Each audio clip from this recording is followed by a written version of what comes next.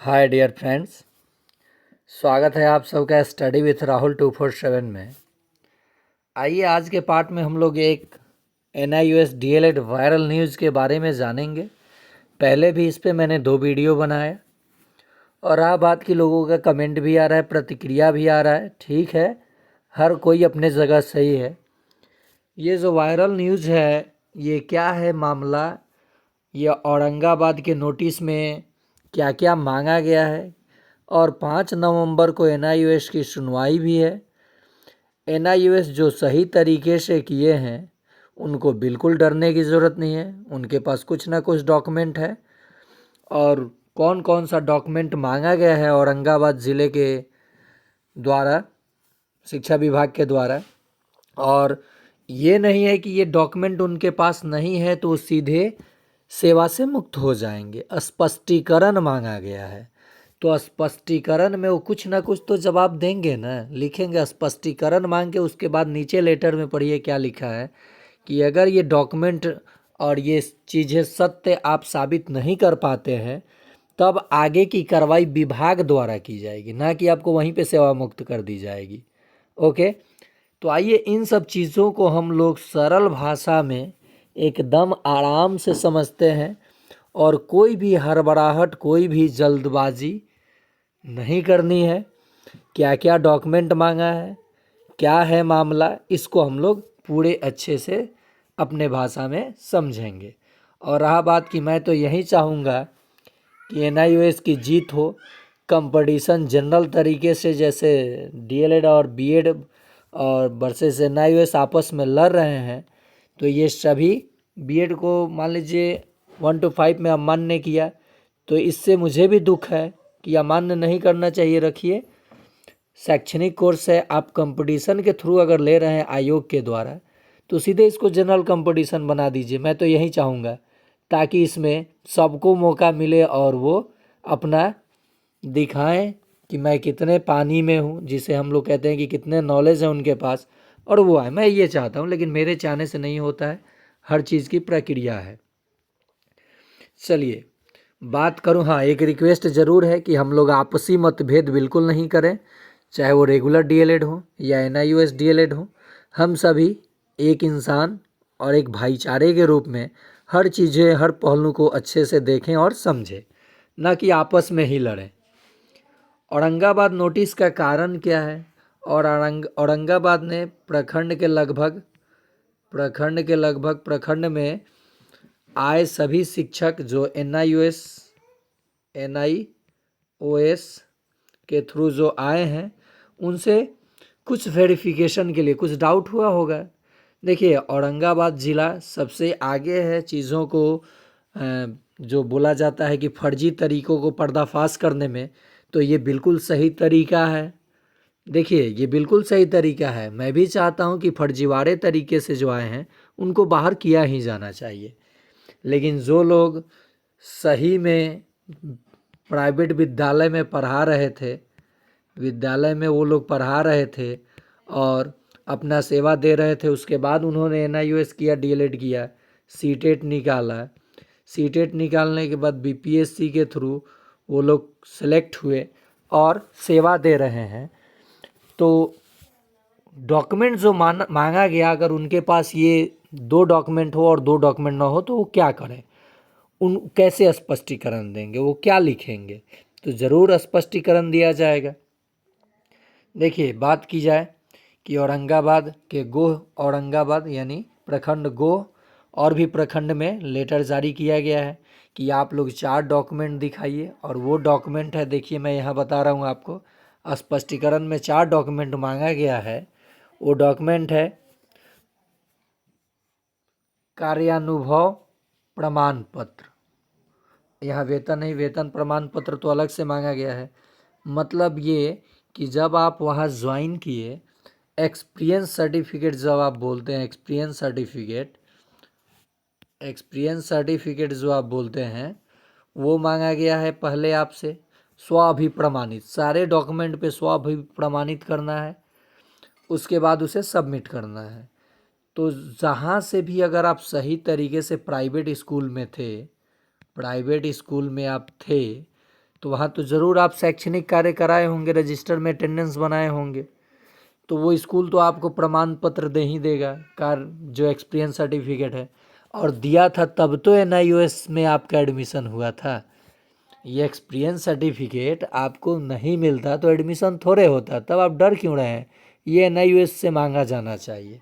दूसरा चीज़, वेतन भुगतान प्रमाण पत्र पे स्वाभिप्रमाणित जो पासबुक आपका है।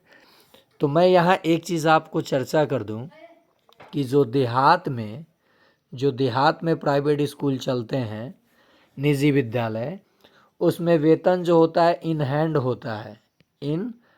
होता है। अब इसको लेकर के कोई मामला अगर हो सके तो हो सकता है, कोई दिक्कत नहीं है। लेकिन क्या 38,000 जो हमारे शिक्षक हैं वैकेंसी में शामिल हुए हैं, और मैं जहाँ तक बात कर रहा हूँ 38,000 में से हमको लगता है कि 90% शिक्षकों का वेतन इन हैंड ही मिलता होगा। In hand he private school में जो ये वेतन भुगतान होता है आज भी, वो कैश के रूप में दिया जाता है, कैश। इसका भी अपना एक कारण है।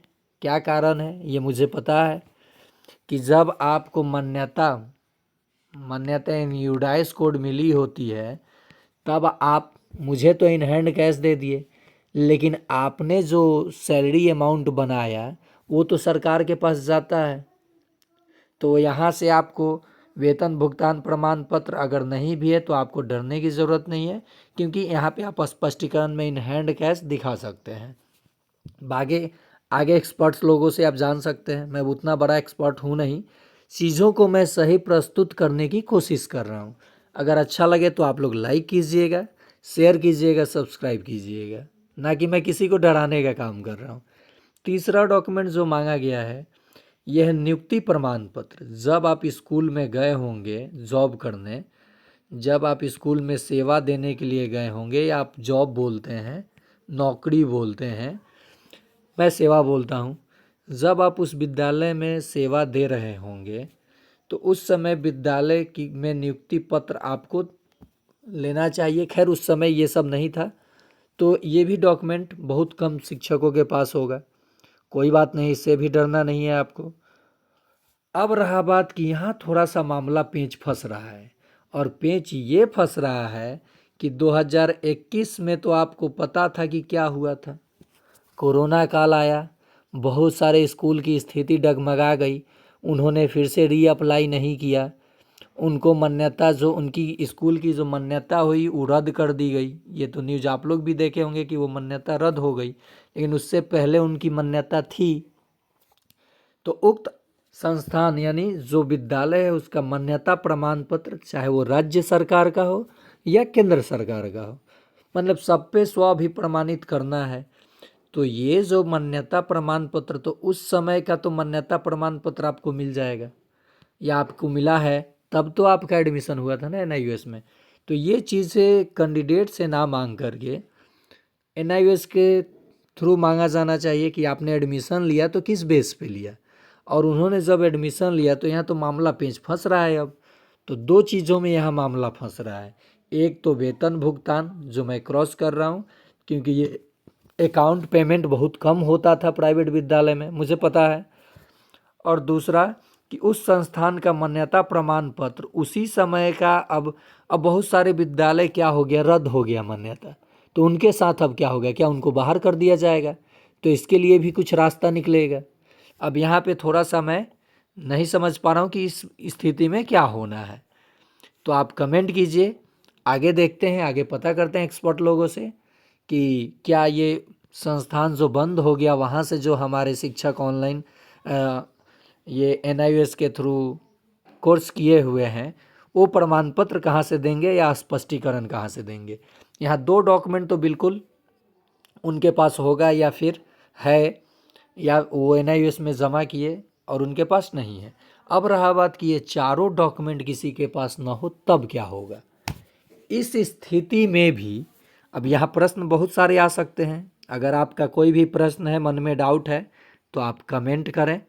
और इस न्यूज़ से जो NIOS हमारे अभी कहीं ज्वाइन नहीं किए हैं, मान्यता उनको अभी नहीं मिली है, उनको अभी इससे चिंतित बिल्कुल नहीं होना है।